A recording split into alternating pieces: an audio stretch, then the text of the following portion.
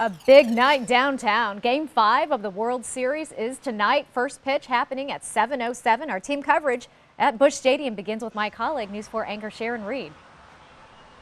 Well, Jasmine, it'll be the last game played here at Busch Stadium this year. No matter what, the Cardinals will have to win the World Series on the road. And News 4 has learned the tickets for Game 5, they are less expensive than they were just 24 hours ago. We did some checking, and it says that StubHub had standing room only tickets for $250. The Post-Dispatch says an online ticket broker went from selling tickets for $841 to $480. The most expensive seat, that's more than $7,000.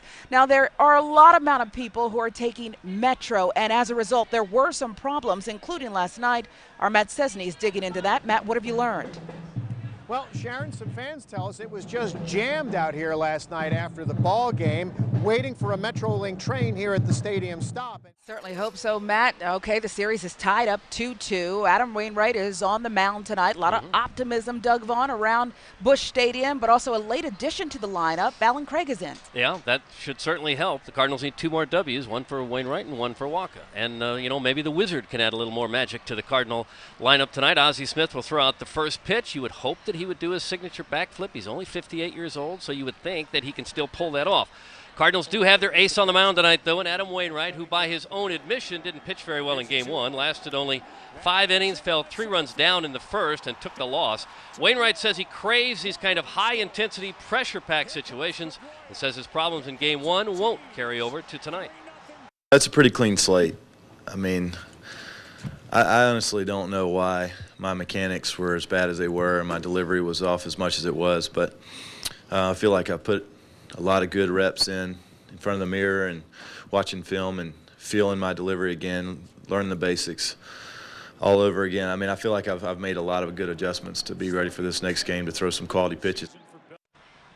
John Lester will be on the mound tonight for Boston. He is that left-hander who baffled the Cardinals in Game 1 and had that green goo on his glove. So it'll be interesting to see if he has that again and how the Cardinal fans react to him. That mystery green goo. Yeah, that's illegal. You cannot have green goo. All right, Doug, thank you. Our World Series coverage from Busch Stadium continues in just a few moments.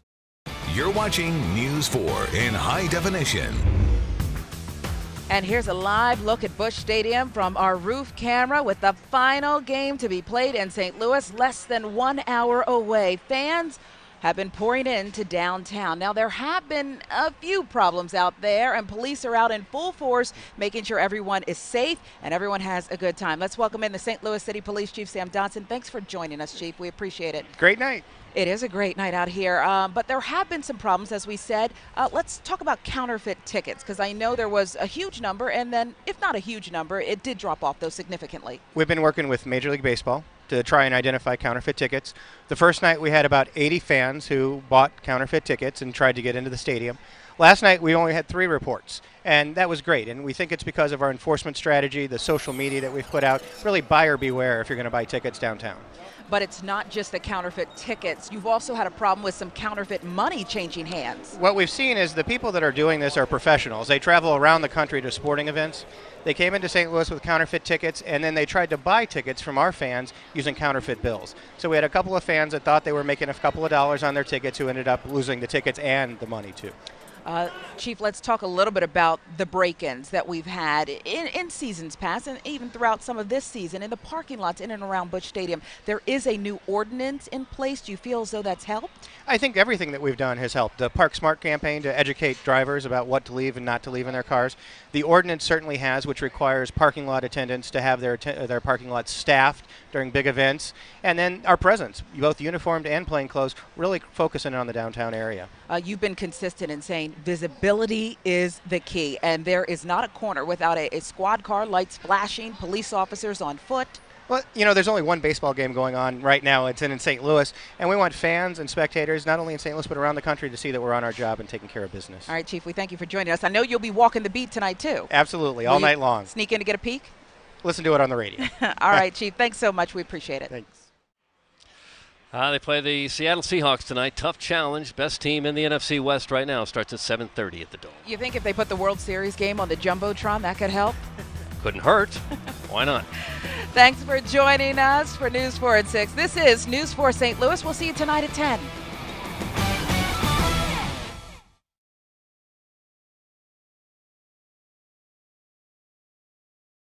Well, if you thought World Series ticket prices were steep at BUSCH, check this out. A front row ticket for tonight's game sold on StubHub for just more than $12,000. A guy from Canada will be sitting near home plate tonight. The average standing room only ticket, that's selling for $980. We head back to Fenway Park tonight. News 4's Matt SCZESNY has been tracking down Cardinals fans who have a good feeling about tonight. And Matt, the possibility of a Game 7. That's right, Steve. You know, these Cards fans, they're not backing down at all. They're not feeling down. They say that they have a lot of hope here tonight, and they also plan to be back out here at Fenway tomorrow. Cardinal fans walked around Fenway Park with their heads held high and showing no fear about Game 6. Walker's pitching. I feel awesome about tonight. Right, you feel good. You feel good about a win and back tomorrow, right? Yeah, it would be awesome to have a game in Halloween. That would just be amazing. A Game 7 on Halloween, scary stuff for Sox fans, but just the thing Cards fans are hoping for. I'm feeling great. I'm feeling excited. I'm feeling good about a Game 6, and I'm feeling even better about Game 7. Who do you think's the hero tonight? I think Freeze is going to have another magical Game 6. I'm really excited. Waka is a beast. He's a young kid, and we're really, really excited about him. I think they might have his number the second time around, but... So you think we're coming back here tomorrow night? Oh, yeah. We plan on being here for Game 7. Red Sox fans are strutting around Boston ready for a party that the Cards would love to spoil. You going to be cooking sausages tomorrow out here? I hope not. I mean, no offense, please. All right, that woman promised me a free sausage outside Fenway tomorrow if the Cards win, so I'm ready to collect. Live outside Fenway Park in Boston. Matt SCZESNY, News 4. We didn't take offense, but she's going to lose the bet. Thank you, Matt. Our World Series coverage from Fenway isn't over. We're going to take you on the field. Mike Colombo found out what the grounds crew has done differently to the field for Game 6. Also new, the St. Louis Archdiocese. Brian Feldman, Brad Thompson live from Fenway Park as the Cardinals are going to try and make this a game number 7. That would be tomorrow, but first and foremost, they have to get it there. Backs are against the wall. This is a team that has really come through time and time again when they're in this situation. Can the experience help them, you think, Brad? Oh, absolutely. This is a team, you don't want to put yourself in this position ever, but they're here, they're used to it. Since 2011 playoffs, they've been 8-1 in winner-take-all games.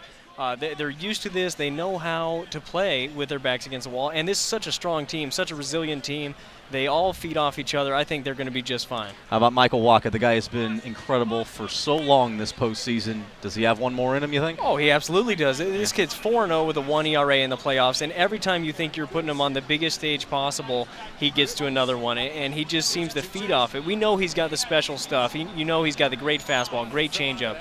Breaking ball is in the works. But he's got that something special, that makeup that he wants to be on the biggest stage, and he wants to be out there when the game's on the line, and he's getting the ball in the biggest game of his life. Again, we've said this a few times already. In Pittsburgh, where he wins a game, an elimination game, he beats Clayton Kershaw twice, and then when he comes to this is going to be awesome. And he's already pitched here. He's beaten the Red Sox. This is going to be fun to watch tonight. Now, how about the offense? They've averaged barely over 2.5 runs a game during this series against the Red Sox. Now that they're down 3-2. Are they going to have to score more runs, or can they continue to win 2-1, 3-2? Well, you'd like them to score more runs. This is a team that hits so well during the season with runners in scoring position. So when you get an opportunity against these pitchers, Lackey's had great stuff this year. If you get an opportunity, you have to take advantage of it. You can't leave guys out there. I think that's the biggest key tonight. How about facing David Ortiz? A lot of talk whether they should walk him, not walk him. What do you think? I think that you have to pick your spots. You obviously can't let David Ortiz beat you anymore. He is a guy that is on fire. He's seeing the ball up there like a beach ball. You can't let him get a hit in a spot. I don't think that you can pitch around him all the time. If there's a situation, pitch around him, but you just got to be smart with him. We saw Lance Lynn the other day throw him 4 wide, and then Gomes makes you pay with a 3-run homer. You have to be careful because he has protection in that lineup. And obviously the Cardinals ultimately are trying to get another one of these bad boys. I hope we'll see so. if the Cardinals are going to get a chance to do it. I'm Brian Feldman for Brad Thompson. Join us on News 4 at 10.